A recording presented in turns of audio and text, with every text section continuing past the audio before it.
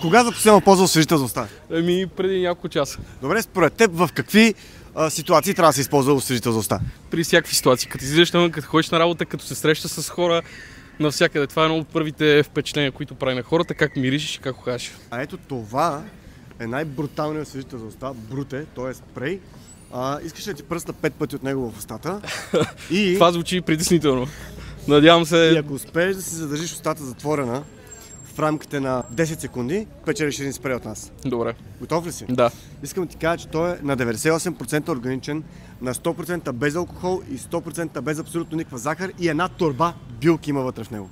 Добре. Готов ли си? Нека да видим. Навсякъде можеш да си носиш с тебе в джобчето. 1, 2, 3, 4, 5.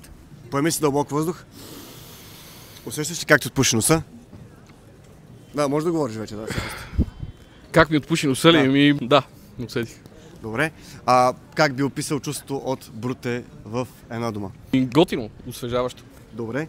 Получаваш един освежител от нас. Заповядай, това си е спречето за Мерси. тебе. Може да си го ползваш навсякъде.